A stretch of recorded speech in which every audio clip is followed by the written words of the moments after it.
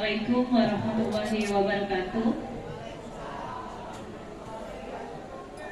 Alhamdulillah, pada siang hari ini, hari Selasa, tanggal 24 Oktober 2023, kita dapat berkumpul di ruang guru SMA Negeri 1 Rantau Panjang untuk mengikuti acara kolaborasi diseminasi budaya positif modul 1.4 CGP Angkatan 9. Adapun susunan acara kita pada hari ini, yang pertama pembukaan, kedua sambutan kepala sekolah, 3 doa, 4 paparan dari CGP, pertama oleh Bapak Sopian Hadi SPD, yang kedua oleh Ibu Novianti SPD. Yang kelima, umpan balik atau tanya jawab, keenam refleksi, dan 7 penutup. Langsung saja ke acara yang pertama, pembukaan. Untuk membuka acara kita pada siang hari ini, marilah sama-sama kita membukanya dengan melafazkan basmalah. Acara yang kedua, sambutan kepala sekolah SMA Negeri 1 Rantau Panjang kepada Pak Mardai SPD MSI, kami persilakan.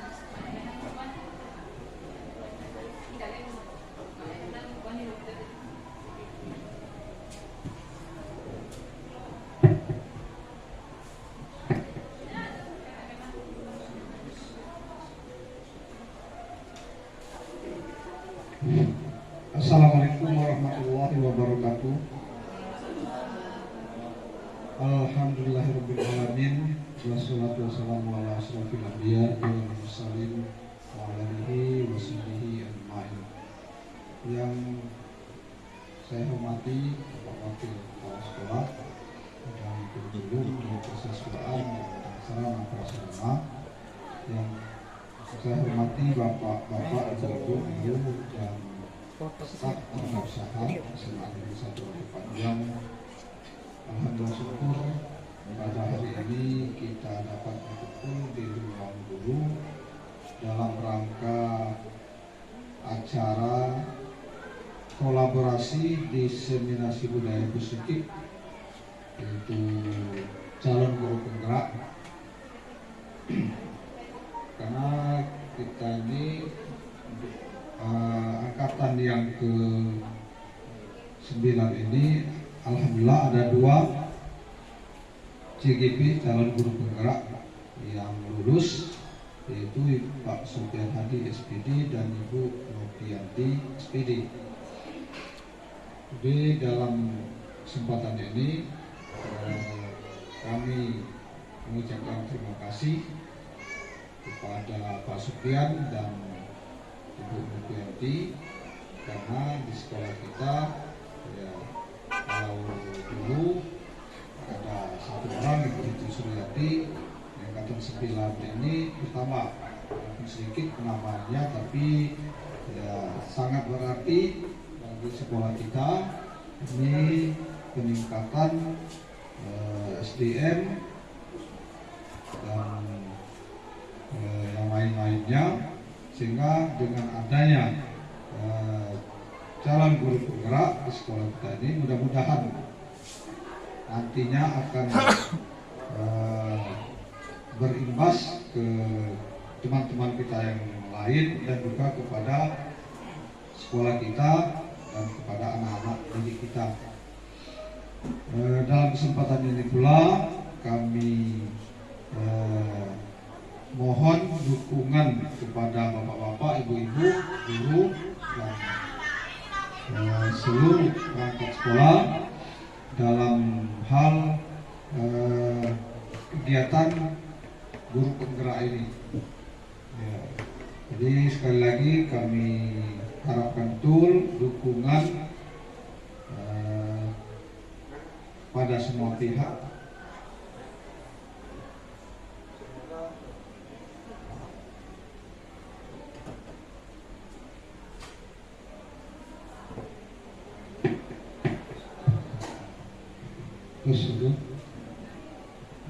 Semoga kegiatan guru penggerak ini dapat berjalan lancar dan pada akhirnya teman-teman kita ini, baik Bu Novi, Pak Sopian, keduanya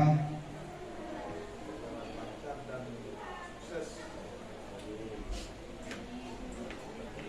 Saya rasa ini saja yang dapat saya sampaikan.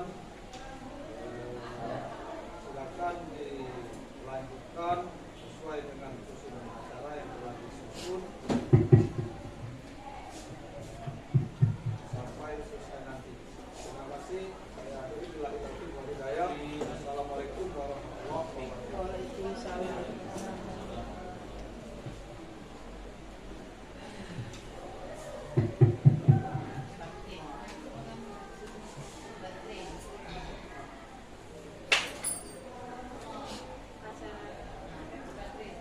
Acara yang ketiga doa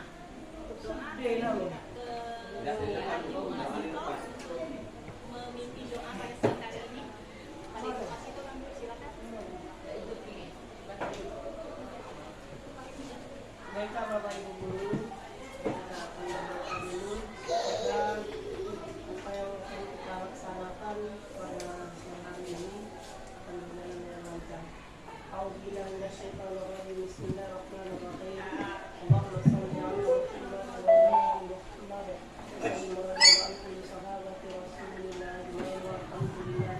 Alamin. Nasakin hamdan ma'in hamdan yuafi ni'amahu wa yukafi mazidah. Ya Rabbana lakal hamdu kama yanbaghi li jalali wajhikal karim wa azimi sultanik. Allahumma inna nas'aluka salamatan fid dini wal akhirah wa ziyadatan bil ilmi wa barakatan bil rizqi tawbatan qabla al maut wa rahmatan indal maut wa maghfiratan ba'dal maut.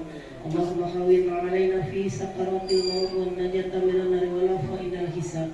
Rabbana la tuzigh qulubana ba'da idh hadaytana wa hab lana min ladunka rahmatan innaka antal wahhab.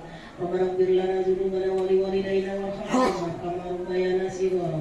ولجميع المسلمين والمسلمات والمؤمنين والمؤمنات برحمتك يا ارحم الراحمين. ربنا ظلمنا انفسنا وان لم تغفر لنا وترحمنا لنكونن من الخاسرين. ربنا اننا سمعنا مناديا ينادي للايمان امنوا بربكم فامنا. ربنا اغفر لنا ذنوبنا وكفر عنا سيئاتنا وتوفنا مع الابرار. ربنا واتنا ما وعدتنا على رسولك ولا تخزنا يوم القيامه انك لا تخلف الميعاد. ربنا تقبل دعانا انك انت السميع العليم وتب علينا يا مولانا انك انت التواب الرحيم. ربنا آتنا في الدنيا حسنه وفي الاخره حسنه وقنا عذاب النار. صلى الله على سيدنا محمد وعلى اله وصحبه اجمعين والحمد لله رب العالمين. Assalamualaikum warahmatullahi wabarakatuh. Acara yang keempat, paparan dari CGP. Yang pertama yang akan paparan yaitu Bapak Sofian Hadi SPD. Pada Pak Sofian Hadi kami persilakan. Terima kasih kami ucapkan kepada Ibu Moderator yaitu Ibu Emi Kurniati SPD. Bismillahirrahmanirrahim. Assalamualaikum warahmatullahi wabarakatuh. Alhamdulillahirabbil alamin. Wa bihi nasta'in ala umuri dunya wad din. Wassalatu wassalamu ala asyrofil anbiya'i wal mursalin wa ala alihi wa sahbihi ajma'in. Amma ba'du. Yang saya hormati Bapak Kepala Sekolah SMA Negeri 1 Rantau Panjang yang sudah menyediakan waktunya untuk menghadiri kegiatan kami ini. Kemudian yang kami hormati Bapak-bapak Wakil Kepala Sekolah SMA Negeri 1 Rantau Panjang, kemudian Bapak Ibu Guru dan staf TU SMA Negeri 1 Rantau Panjang yang hadir pada pagi menjelang siang hari ini. Alhamdulillah,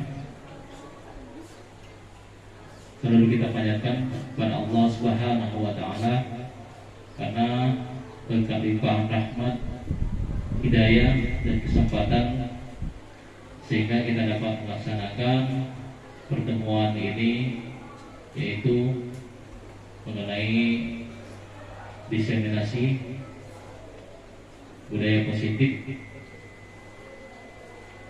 di CGP atau calon guru penggerak angkatan 9, yaitu saya sendiri Sofian Hadi dan Ibu Nur Nopi SPD Nopianti. Kemudian selawat serta salam semoga selalu tercurah kepada junjungan kita Nabi besar Nabi Agung Nabi Muhammad Sallallahu Alaihi Wasallam, mulai dari keluarganya, sahabat-sahabatnya, kemudian pengikut-pengikutnya dari dulu sampai akhir zaman nanti. Kami di CGP Angkatan 9 ini sudah di penghujung modul 1 ya, penghujung modul 1 yaitu modul 1.4, yaitu tentang materi budaya positif yang ada di sekolah. Dan sekarang kami sudah memasuki modul yang kedua, yaitu modul 2.1. Modul 1 ini lebih kurang berjalan selama 2 bulan lebih. Itu untuk di modul 1. Modul 1 ini dibagi menjadi modul 1.1, modul 1.2, modul 1.3, dan yang terakhir modul 1.4. Jadi sekarang kami sudah memasuki modul 2. Dan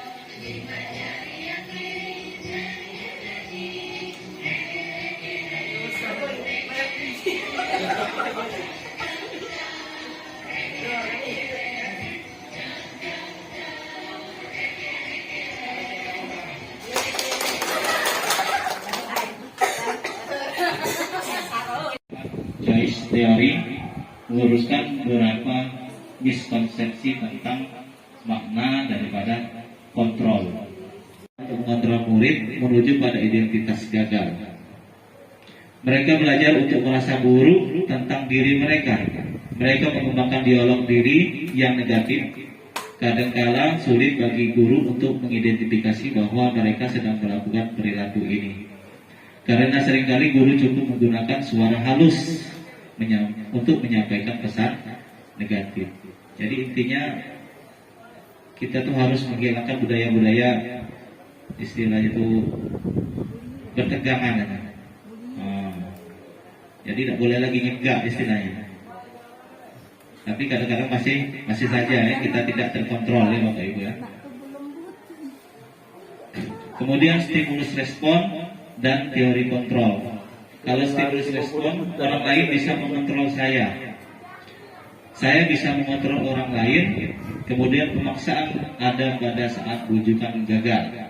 Kemudian model berpikir menang atau kalah. Tapi teori kontrol, hanya Anda yang bisa mengontrol diri Anda. Anda tidak bisa mengontrol orang lain.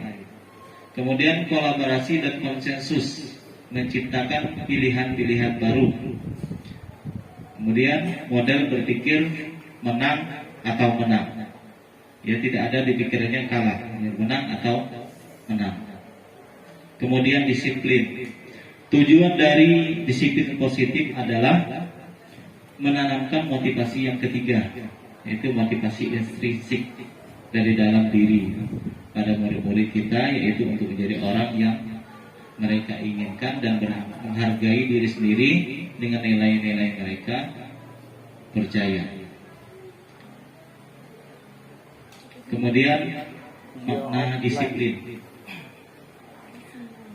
Menurut Ki Hajar Dewantara, dia menyatakan bahwa untuk mencapai kemerdekaan atau dalam konteks pendidikan kita saat ini, untuk menciptakan murid yang merdeka, syarat utamanya adalah harus ada disiplin yang kuat.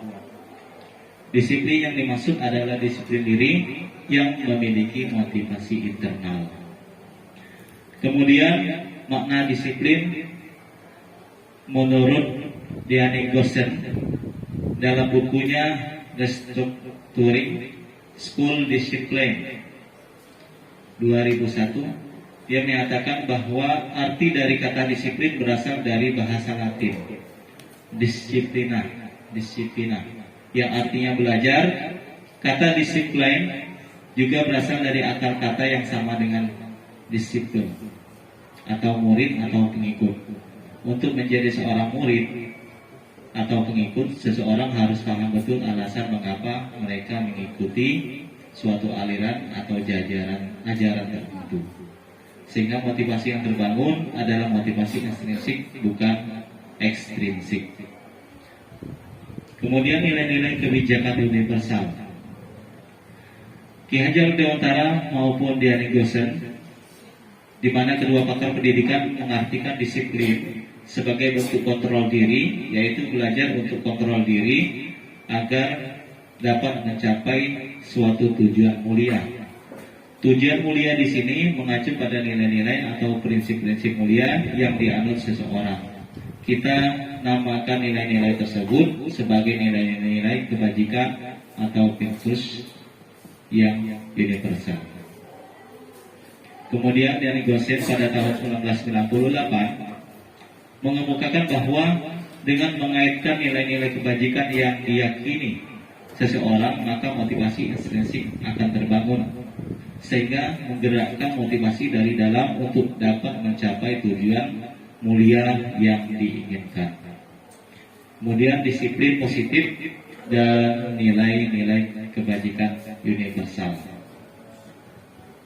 Nilai-nilai kebajikan universal adalah sifat positif manusia yang merupakan tujuan mulia yang ingin dicapai setiap individu. Kemudian profil pelajar Pancasila dan pendidikan nasional. Dalam rangka menciptakan lingkungan yang positif, maka setiap warga sekolah dan pemangku kepentingan perlu saling mendukung, menghayati dan menerapkan nilai-nilai kebajikan yang telah disepakati bersama.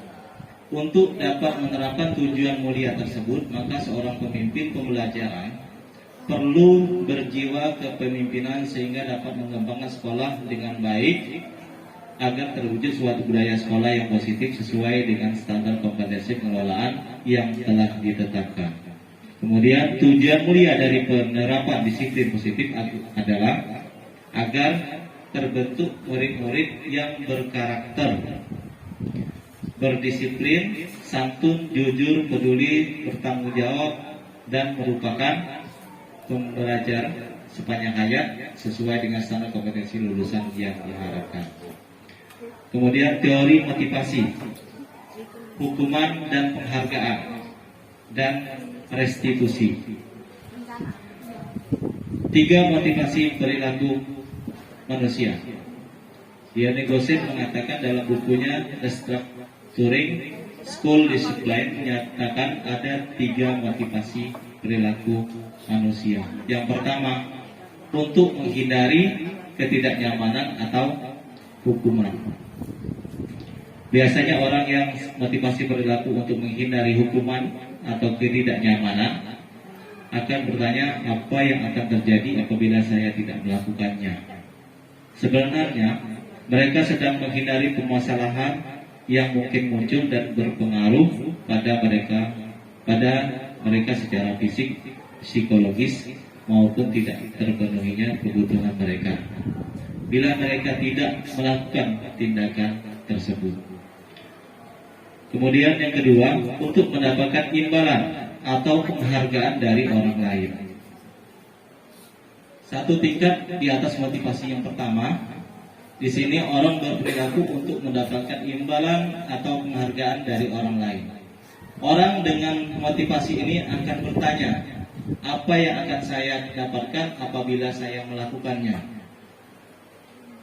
Mereka melakukan sebuah tindakan untuk mendapatkan pujian dari orang lain yang menurut mereka penting dan mereka letakkan dalam dunia berkualitas mereka. Ya.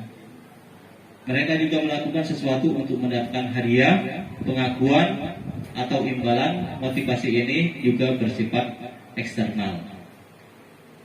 Kemudian yang ketiga, untuk menjadi orang yang mereka inginkan dan menghargai diri sendiri dengan nilai-nilai yang mereka percaya.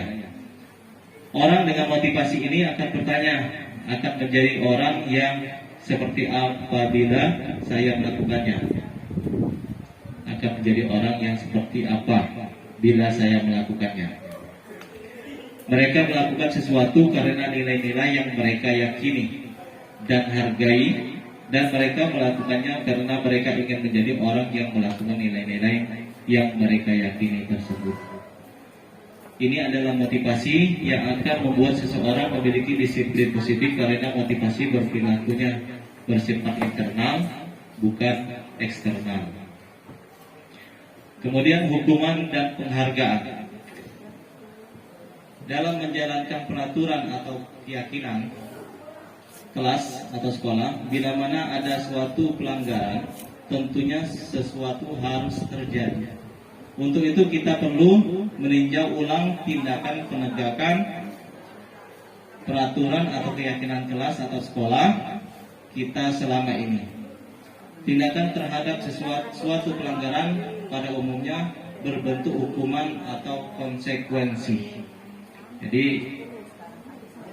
ditekankan antara hukuman dan konsekuensi. Ya. Hukuman misalnya disuruh lu keliling lapangan itu bersifat hukuman. Konsekuensi itu merupakan suatu, misalnya si Indra, dia mengotori meja kawannya. Nah, konsekuensi yang harus diterima Indra, dia harus membersihkan meja kawannya. Atau konsekuensi yang lainnya yang dibuat kesepakatan oleh guru tersebut. Kita kenalkan program disiplin positif yang dinamakan restitusi. Restitusi adalah proses menciptakan kondisi bagi murid untuk memperbaiki kesalahan mereka sehingga mereka bisa kembali pada kelompok mereka dengan karakter yang lebih kuat. Kemudian restitusi juga merupakan proses kolaboratif yang mengajarkan murid untuk mencari solusi untuk masalah mereka dan membantu murid berpikir tentang orang seperti apa yang mereka inginkan dan bagaimana mereka harus memperlakukan orang lain. Kemudian disiplin yang sudah bermakna positif terbagi dua bagian, yaitu disiplin dalam bentuk konsekuensi dan disiplin dalam bentuk restitusi. Perbedaan antara hukuman, konsekuensi, dan restitusi. Hukuman itu termasuk identitas gagal. Ya. Hukuman misalnya itu sesuatu yang menyakitkan harus terjadi, itu hukuman. Tidak nyaman untuk murid atau anak untuk jangka waktu yang panjang. Dia akan mengingat terus, oh guru itu galak mampu, galak nyewer. Kemudian korban mendapatkan keadilan. Itu. Kemudian identitas sukses itu ada konsekuensi dan restitusi. Konsekuensi sesuatu harus terjadi. Kemudian tidak nyaman untuk murid atau anak untuk jangka waktu yang pendek. Kemudian korban bisa diabaikan. Kemudian restitusi itu merupakan pilihan. Kemudian menguatkan untuk murid atau anak dan dalam jangka waktu yang panjang. Kemudian korban mendapatkan ganti. Kemudian hukuman. hukuman bersifat tidak terencana atau tiba-tiba. Anak atau murid tidak tahu apa yang akan terjadi dan tidak dilibatkan. Kemudian hukuman bersifat satu arah dari pihak guru yang memberikan, dan murid hanya menerima suatu hukuman tanpa melalui suatu kesepakatan atau pengarahan dari pihak guru, baik sebelum atau sesudahnya. Kemudian hukuman yang diberikan bisa berupa fisik maupun psikis. Murid atau anak disakiti oleh suatu perbuatan atau kata-kata. Kemudian konsekuensi sudah terencana atau sudah disepakati, sudah dibahas dan disetujui oleh murid dan guru. Kemudian umumnya bentuk-bentuk konsekuensi dibuat oleh pihak guru atau sekolah, dan murid sudah mengetahui sebelumnya konsekuensi yang akan diterima bila ada pelanggaran. Kemudian pada konsekuensi, murid tetap dibuat tidak nyaman untuk jangka waktu yang pendek. Kemudian konsekuensi biasanya diberikan berdasarkan suatu data yang umumnya dapat diukur. Misalnya, setelah 3 kali tugasnya tidak diselesaikan pada batas waktu yang diberikan, atau murid melakukan kegiatan di luar kegiatan pembelajaran, misalnya mengobrol, maka murid tersebut akan kehilangan waktu bermain dan harus menyelesaikan tugas karena ketertinggalannya. Itu konsekuensi. Kemudian peraturan dan konsekuensi yang mengikuti ini sudah diketahui sebelumnya oleh murid. Kemudian sikap guru di sini senantiasa memonitor murid. Kemudian dihukum oleh penghargaan. Saat kita berulang kali menjanjikan hadiah kepada anak-anak agar berperilaku bertanggung jawab, atau kepada seorang murid agar mempelajari sesuatu yang baru, atau kepada orang atau kepada seseorang karyawan agar melakukan pekerjaan yang berkualitas, kita sedang berasumsi mereka tidak melakukannya, atau mereka tidak akan memilih untuk melakukannya. Alpi dia menyatakan bahwa tindakan memberikan penghargaan yang nilainya sama dengan menghukum seseorang. Pengaruh jangka pendek dan jangka panjang. Penghargaan efektif jika kita menginginkan seseorang melakukan sesuatu yang kita inginkan dalam jangka waktu yang pendek. Kemudian jika kita menggunakan penghargaan lagi dan lagi, maka orang tersebut akan tergantung pada penghargaan yang diberikan serta kehilangan motivasi dari dalam. Kemudian jika kita mendapatkan penghargaan untuk melakukan sesuatu yang baik, maka selain kita senantiasa berharap mendapatkan penghargaan tersebut lagi, kita pun menjadi tidak menyadari tindakan baik yang kita lakukan. Kemudian untuk selanjutnya kami persilakan kepada Ibu Novi untuk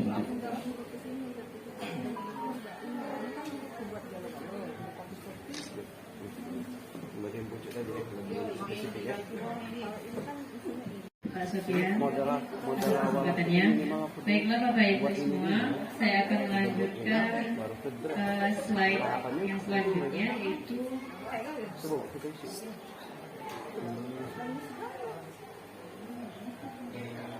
penghargaan merusak hubungan. Nah, di sini ketika seseorang diberi penghargaan atau dipuji di depan orang banyak, maka yang lain akan merasa iri, dan sebagian dari mereka akan tidak menyukai orang yang diberikan penghargaan tersebut. Yang kedua, jika seseorang guru sering memberikan penghargaan kepada murid-muridnya, besar kemungkinan murid-muridnya termotivasi hanya untuk menyenangkan gurunya. Mereka tidak akan bersikap jujur kepada guru tersebut. Ketiga, penghargaan menciptakan persaingan di dalam kelas, dan persaingan menciptakan kecemasan. Yang keempat, mereka yang percaya bahwa mereka tidak memiliki kesempatan untuk mendapatkan penghargaan akan berhenti mencoba.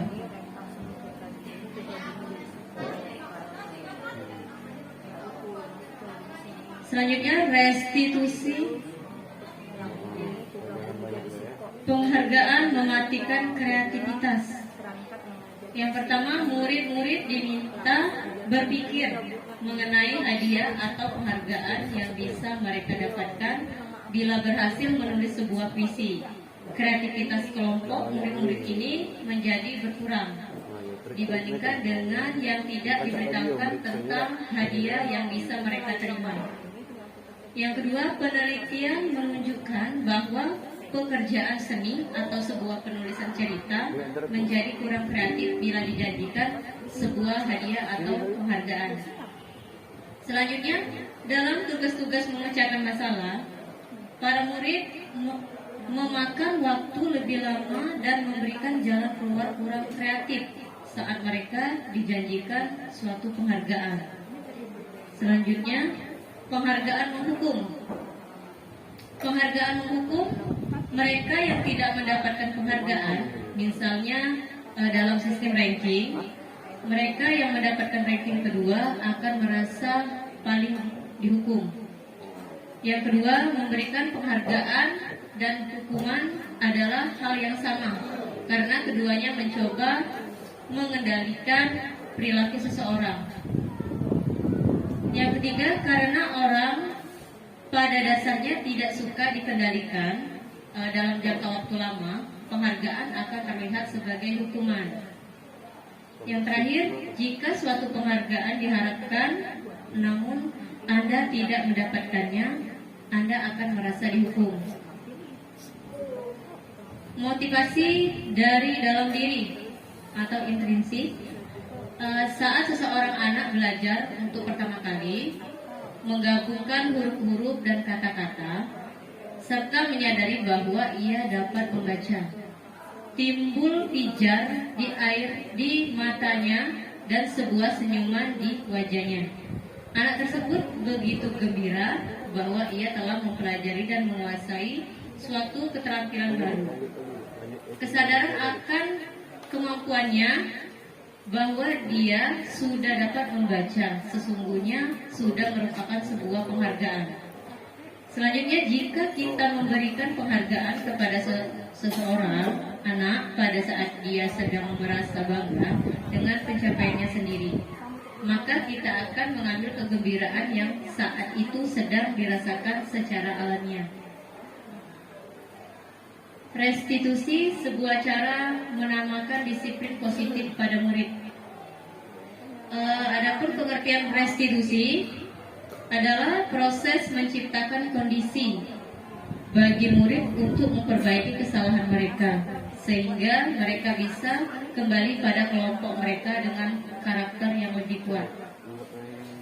Restitusi juga adalah proses kolaboratif yang mengajarkan murid untuk mencari solusi untuk masalah dan membantu murid berpikir tentang orang seperti apa yang mereka inginkan dan bagaimana mereka harus memperlakukan orang lain. Selanjutnya, restitusi, sebuah cara menamakan disiplin positif pada murid.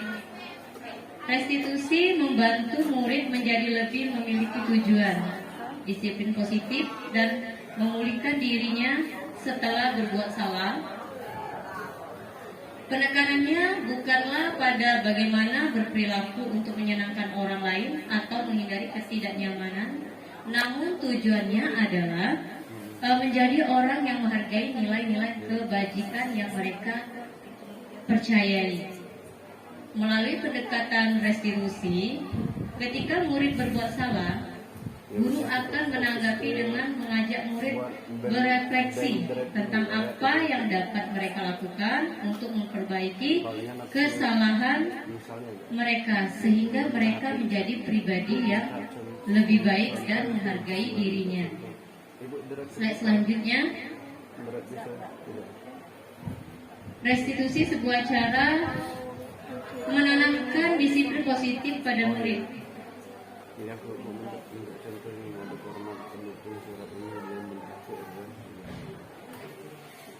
Ciri-ciri restitusi. Restitusi yang pertama, restitusi bukan untuk menebus kesalahan, namun untuk belajar dari kesalahan. Yang kedua, restitusi memperbaiki hubungan. Yang ketiga, restitusi adalah tawaran, bukan paksaan. Yang keempat, restitusi menuntun untuk melihat ke dalam diri. Terus selanjutnya, restitusi mencari kebutuhan dasar yang mendasari tindakan. Yang kelima, restitusi mencari kebutuhan dasar. Sudah tadi ya. Restitusi diri adalah cara yang paling baik. Selanjutnya, restitusi fokus pada karakter bukan tindakan. Restitusi menguatkan. Restitusi fokus pada solusi. Restitusi mengembalikan murid yang berbuat salah pada kelompoknya. Selanjutnya,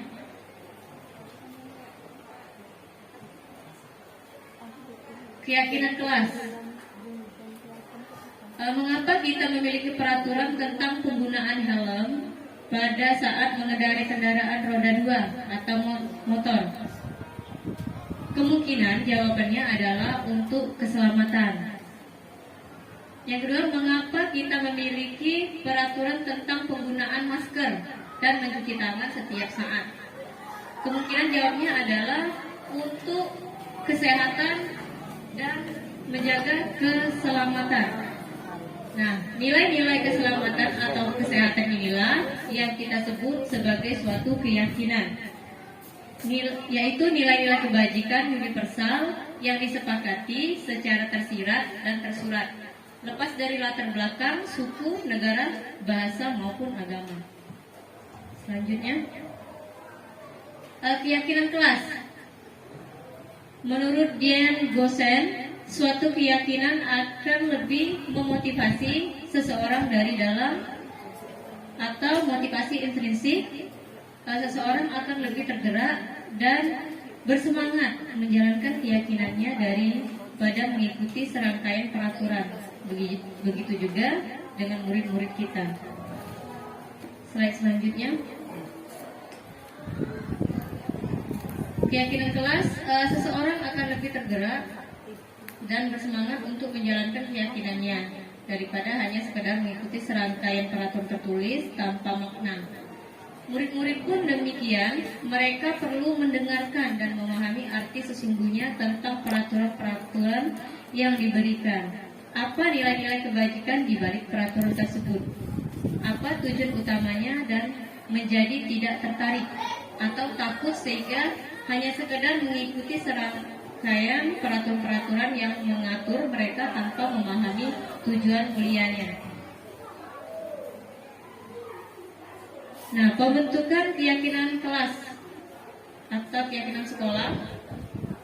Yang pertama, keyakinan kelas bersifat lebih abstrak daripada peraturan yang lebih rinci dan konkret. Yang kedua, keyakinan kelas berupa pernyataan-pernyataan universal. Yang ketiga, pernyataan keyakinan kelas senantiasa dibuat dalam bentuk positif. Selanjutnya, keyakinan kelas sebenarnya tidak terlalu banyak sehingga mudah diingat dan dipahami oleh semua warga kelas. Selanjutnya, keyakinan kelas sebaiknya sesuatu yang dapat diterapkan di lingkungan tersebut. Selanjutnya, semua warga kelas hendaknya ikut berkontribusi dalam pembuatan keyakinan kelas lewat kegiatan curah pendapat. Terakhir, bersedia meninjau kembali keyakinan kelas dari waktu ke waktu. Prosedur pembentukan keyakinan sekolah atau kelas. Yang pertama, mempersilakan warga sekolah atau murid-murid di sekolah atau kelas untuk bercurah pendapat tentang peraturan yang perlu disepakati di sekolah atau kelas. Kedua, mencatat semua masukan-masukan para murid atau warga sekolah di papan tulis atau di kelas besar. Selanjutnya, susunlah keyakinan kelas sesuai prosedur pembentukan keyakinan kelas. Gantilah kalimat-kalimat dalam bentuk negatif menjadi positif. Prosedur pembentukan keyakinan sekolah atau kelas. Yang pertama, tinjau kembali daftar curah pendapat yang sudah dicatat. Yang kedua, tinjau ulang keyakinan sekolah atau kelas secara bersama-sama. Yang ketiga, setelah keyakinan sekolah atau kelas selesai dibuat, maka semua warga kelas dipersilakan meninjau ulang dan menyetujuinya dengan menandatangani keyakinan sekolah atau kelas tersebut, termasuk guru dan semua warga atau murid. Yang terakhir, keyakinan sekolah atau kelas selanjutnya bisa dilekatkan di dinding kelas di tempat yang mudah dilihat semua warga kelas. Prosedur pembentukan keyakinan sekolah atau kelas, keyakinan kelas. Itu ada contoh ya, hormat. Kami meyakini bahwa sangat penting untuk menghormati semua orang dan barang milik orang lain. Yang kedua, bekerja. Kami meyakini bahwa sangat penting untuk mengerjakan segala pekerjaan atau mengikuti kegiatan yang telah ditugaskan, diterima dan dimiliki. Kami meyakini bahwa sangat penting untuk merasa diterima pada suatu kelompok dan saling peduli satu dengan yang lain. Restitusi 5 posisi kontrol. Restitusi adalah proses menciptakan kondisi bagi murid untuk memperbaiki kesalahan mereka, sehingga mereka bisa kembali pada kelompok mereka dengan karakter yang lebih kuat.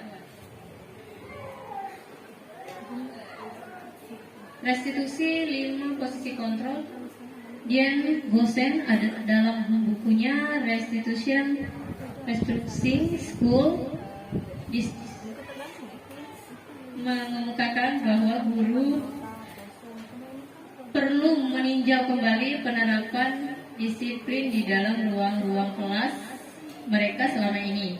Apakah telah efektif? Apakah berpusat, memerdekakan dan memandirikan murid? Bagaimana dan mengapa? Melalui serangkaian riset dan berdasarkan pada teori kontrol Dr. William Glasser, Gosen berkesimpulan ada 5 posisi kontrol yang diterapkan sebagai guru, orang tua, ataupun atasan dalam melakukan kontrol. Kelima posisi kontrol tersebut adalah: yang pertama menghukum, 2 pembuatan rasa bersalah, 3 teman, 4 pemantau, dan yang terakhir manajer. Bertindak sebagai penghukum.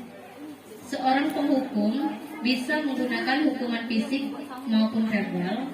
Orang-orang yang menjalankan posisi menghukum senantiasa mengatakan bahwa sekolah memerlukan sistem atau alat yang dapat lebih menekan murid-murid lebih dalam lagi. Guru-guru yang menerapkan posisi menghukum akan berkata, patuhilah aturan saya, atau awas, kamu selalu saja salah, selalu, pasti selalu yang terakhir selesai. Guru seperti ini senantiasa percaya hanya ada satu cara agar pembelajaran bisa berhasil, yaitu cara dia.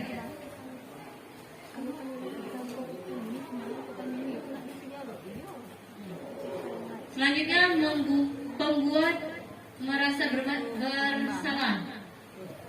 Pada posisi ini, biasanya guru akan bersuara lebih lembut. Membuat rasa bersalah akan menggunakan keheningan dan membuat orang lain merasa tidak nyaman, bersalah atau rendah diri. Kata-kata yang keluar dengan lembut akan seperti ini. Ini contohnya. Ibu sangat kecewa sekali dengan kamu. Yang kedua, berapa kali Bapak harus memberitahu kamu ya? Yang ketiga, gimana coba kalau orang tua kamu tahu kamu berbuat begini? Nah, di posisi ini murid akan memiliki penilaian diri yang buruk tentang diri mereka. Murid merasa tidak berharga dan telah mengecewakan orang yang disayanginya. Selanjutnya, teman. Guru pada posisi ini tidak akan menyakiti murid, namun akan tetap berupaya mengontrol murid melalui persuasi. Posisi teman pada guru bisa negatif ataupun positif. Positif di sini berupa hubungan baik yang terjalin antara guru dengan murid. Guru di posisi teman menggunakan hubungan baik dengan humor untuk mempengaruhi seseorang. Mereka akan berkata, ayo bantulah demi Bapak ya. Yang kedua, ayo ingat tidak bantuan Bapak selama ini. Yang selanjutnya, ya sudahlah kali ini tidak apa-apa, nanti ibu bantu bereskan. Hal negatif dari posisi teman adalah bila suatu saat guru tersebut tidak membantu, maka murid akan kecewa dan berkata, saya pikir Bapak atau Ibu teman saya. Murid merasa dikecewakan dan tidak mau lagi berusaha. Selanjutnya, pemantau. Memantau berarti mengawasi. Pada saat kita mengawasi, kita bertanggung jawab atas perilaku orang-orang yang kita awasi. Posisi pemantau berdasarkan pada peraturan dan konsekuensi. Dengan menggunakan sanksi atau konsekuensi, kita dapat memisahkan hubungan pribadi kita dengan murid. Sebagai seseorang yang menjalankan posisi pemantau, pertanyaan yang diajukan seorang pemantau yang pertama itu, peraturannya apa? Kedua, apa yang telah kamu lakukan? Yang ketiga, sanksi atau konsekuensinya apa? Nah, itu contoh dari seseorang pemantau yang sangat mengandalkan perhitungan, catatan data yang dapat digunakan sebagai bukti atas perilaku seseorang. Posisi ini akan menggunakan stiker, slip catatan, daftar cek. Posisi pemantau sendiri berawal dari teori stimulus respon yang menunjukkan tanggung jawab guru dalam mengontrol murid. Next. Yang terakhir, manajer. Posisi terakhir, manajer, adalah posisi di mana guru berbuat sesuatu bersama dengan murid, mempersilakan murid, mempertanggungjawabkan perilakunya, mendukung murid agar dapat menemukan solusi atas permasalahannya sendiri. Seorang manajer akan berkata, apa yang kita yakini? Kembali ke dalam keyakinan kelas. Yang kedua, apakah kamu meyakininya? Terus, jika kamu meyakininya, apakah kamu bersedia memperbaikinya? Jika kamu memperbaiki ini, hal ini menunjukkan apa tentang diri kamu? Apa rencana kamu untuk memperbaiki hal ini?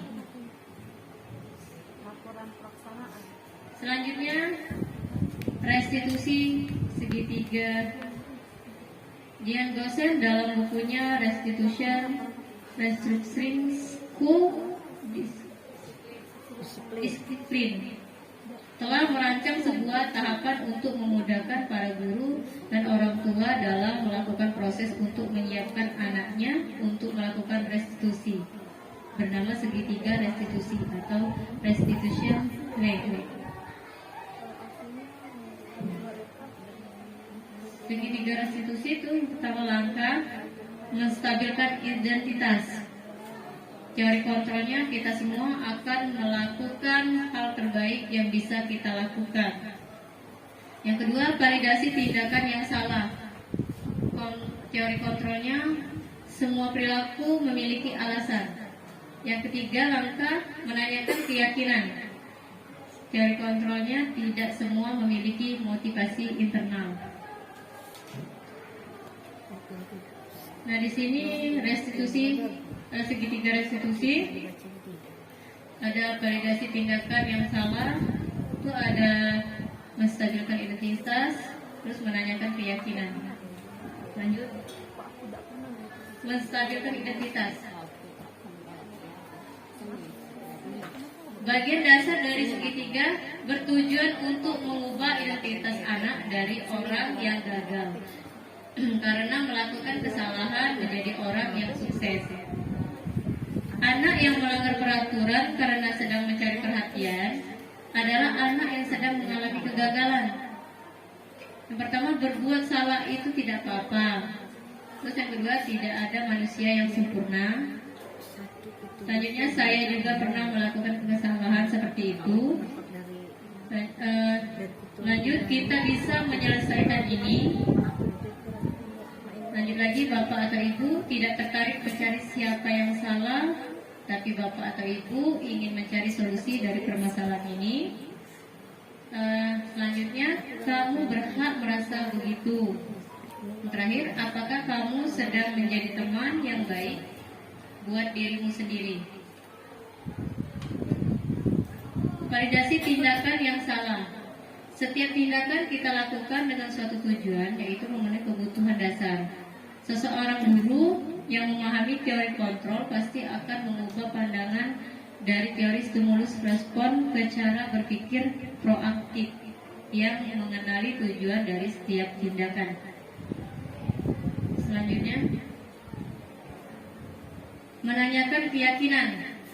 Teori kontrol menyatakan bahwa kita pada dasarnya termotivasi secara internal. Ketika identitas sukses telah tercapai, langkah 1, dan tingkah laku yang salah telah divalidasi, itu angka 2, maka anak akan siap untuk dihubungkan dengan nilai-nilai yang dia percaya dan berpindah menjadi orang-orang yang dia inginkan. Pertanyaan-pertanyaan di bawah ini yang menghubungkan keyakinan anak dengan keyakinan kelas atau keluarga. Yang pertama itu, apa yang kita percaya sebagai kelas atau keluarga?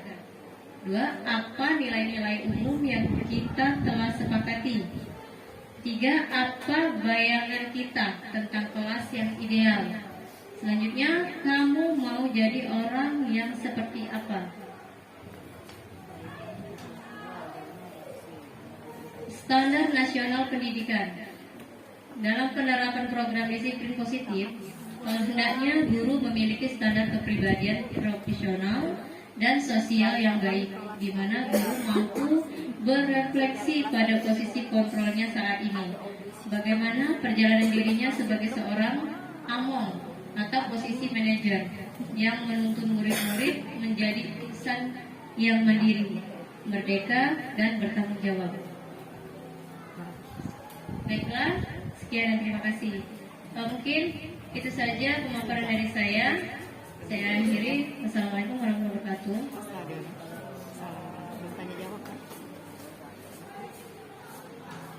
Seputar yang disampaikan oleh Pak Sopyan Hadi dan Ibu Nopianti, kami persilakan.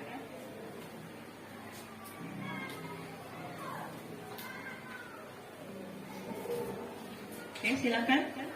Mungkin diangkat tangannya.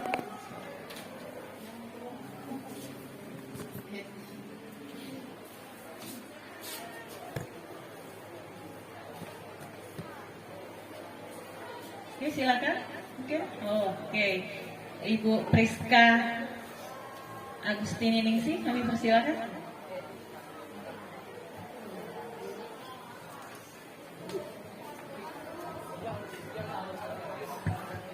Assalamualaikum warahmatullahi wabarakatuh. Saya Priska Agustini Ningsih, mengajar mata pelajaran geografi. Yang ingin saya tanyakan dari penjelasan tadi tentang paparan ilusi. Jadi ilusi di sini kan bahwa semua penguatan positif, efektif, dan bermanfaat. Yang ingin saya tanyakan, bagaimana contoh penguatan positif atau bujukan? Mungkin itu saja yang saya tanyakan. Wassalamualaikum warahmatullahi wabarakatuh. Langsung saya akan menanggapi pertanyaan dari Ibu Priska Agustini Ningsih. Tadi contoh penguatan positif ya Bu ya.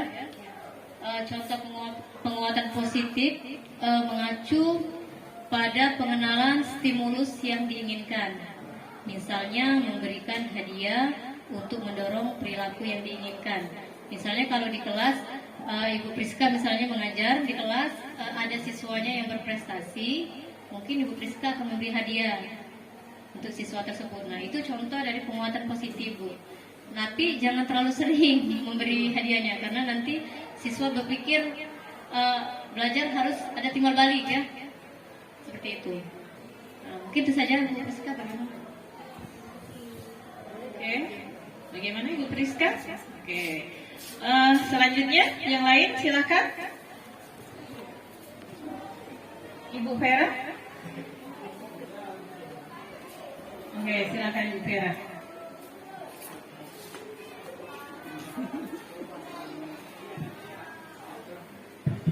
Assalamualaikum warahmatullahi wabarakatuh. Saya Vera Mileski saya mengajar mata pelajaran sejarah. Yang ingin saya tanyakan kepada pemateri hari ini, selama ini kita lebih mengenal tentang kesepakatan kelas dibandingkan dengan keyakinan kelas. Apakah sama antara kesepakatan kelas dengan keyakinan kelas? Jika berbeda, apa perbedaannya? Terima kasih.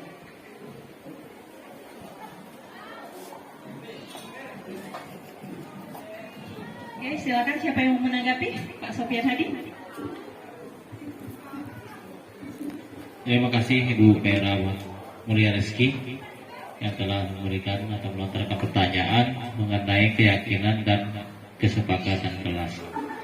Jadi antara keyakinan dan kesepakatan kelas itu sama.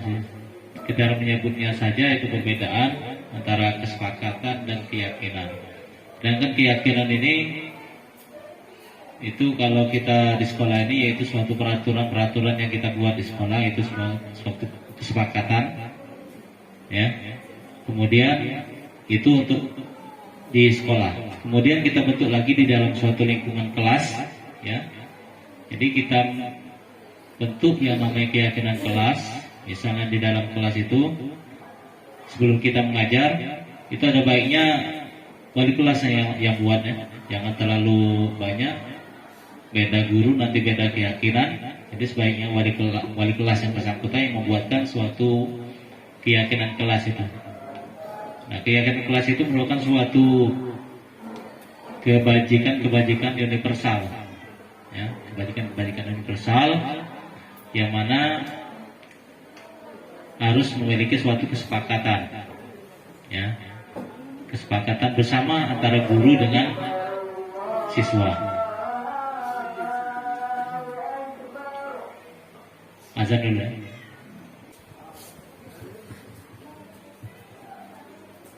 Jadi Bu Vera ya, jadi keyakinan itu harus kita bahas bersama murid, kita sebagai guru, dan memiliki suatu keyakinan-keyakinan yang harus kita sepakati bersama. Misalnya tentang kedisiplinan, misalnya di kelas 12 IPS 1 ya.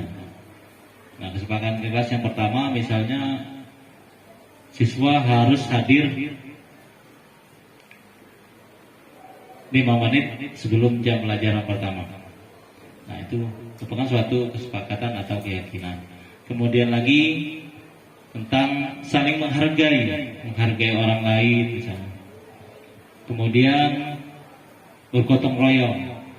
Kita sering melakukan gotong royong atau kerja bakti, ya, sesuai keyakinan atau kesepakatan. Siapa yang tidak ikut, ya harus menanggung apa yang kita sepakati di kelas itu.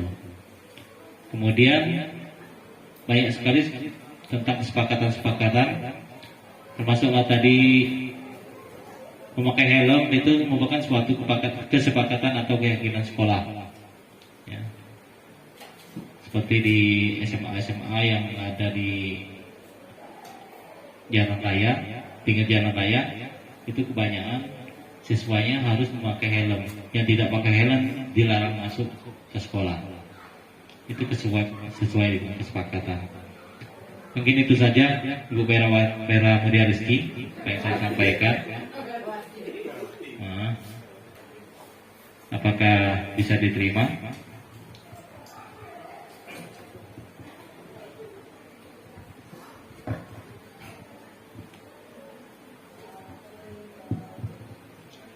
Bagaimana? Masih ada yang mau bertanya, memberikan umpan balik? Oke, Ibu Suprihatini. Silakan Ibu. Terima kasih atas kesempatannya. Saya Suprihatini. Pada kesempatan ini saya mau memberikan umpan balik atau refleksi tentang apa yang saya terima hari ini. Ternyata banyak sekali pengetahuan baru yang saya dapat hari ini. Misalnya tentang teori kontrol. Ternyata guru itu sebenarnya tidak bisa mengontrol siswa, tetapi siswa yang mengkondisikan dirinya untuk bisa kita kontrol. Lalu banyak-banyak teori disiplin tentang dosen tadi. Dosen, banyak sekali dosen disebutkan oleh rekan saya. Lalu Hajar Dewantara juga. Itu tentang teori-teori disiplin. Lalu ada juga tentang nilai-nilai kebajikan universal. Ternyata yang itu sudah terangkum semua dalam pelajaran baru yang kelas 10 tadi, P5. Itu semua ternyata sudah dirangkum di P5. Lalu ada teori motivasi.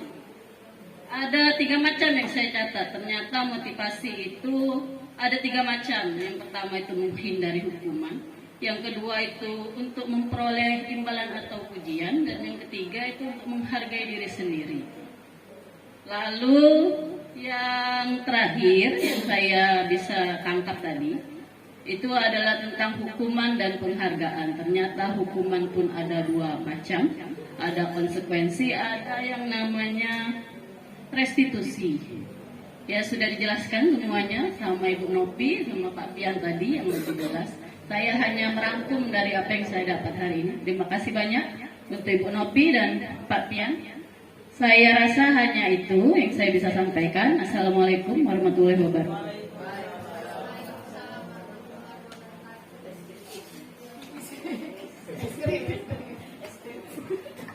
Oke, untuk umpan balik masih ada? Oke, assalamualaikum warahmatullahi wabarakatuh. Terima kasih atas kesempatan yang diberikan kepada saya untuk merefleksikan kegiatan pada hari ini. Jadi saya juga mendapat rasa ada kesegaran baru ya untuk kegiatan pada hari ini, meskipun ini sudah pernah saya lewati karena saya juga sudah pernah mengalami yang dialami oleh Pak Sofian Hadi dengan Ibu Novianti ya. Jadi terpaut kalau kami ini ada jeda cuma 1 angkatan, kalau saya di CGP angkatan 7, kemudian kalau Pak Sofian Hadi dengan Ibu Novianti di angkatan 9. Ya, jadi sama keadaannya seperti inilah kalau kita sudah terjun ke CGP, ya calon guru penggerak. Jadi banyak-banyak mengimbaskan ilmu yang sudah didapatkan dari yang kita pelajari di program guru penggerak. Ya, jadi jangan sampai ilmunya berhenti di sini, ya. Jadi kalau bisa jangan hanya teori saja yang kita perbanyak, tapi dikerjakan dalam praktek di lapangan, ya, melalui aksi nyata. Ya, jadi kalau banyak teori rasanya tidak berguna kalau tidak ada aksi nyatanya di lapangan secara langsung. Ya, jadi mungkin memang ini sudah saya pernah lewati, tapi agak lupa. Ini saya jadi mengingat kembali. Oh, ini sudah saya pelajari dulunya. Ya, apalagi tadi ada materi mengenai segitiga restitusi. Ya memang benar, kalau di sekolah kita ini kalau siswa tidak diberi hukuman rasanya tidak bisa, ya. Tapi itu kan tadi teori, ya.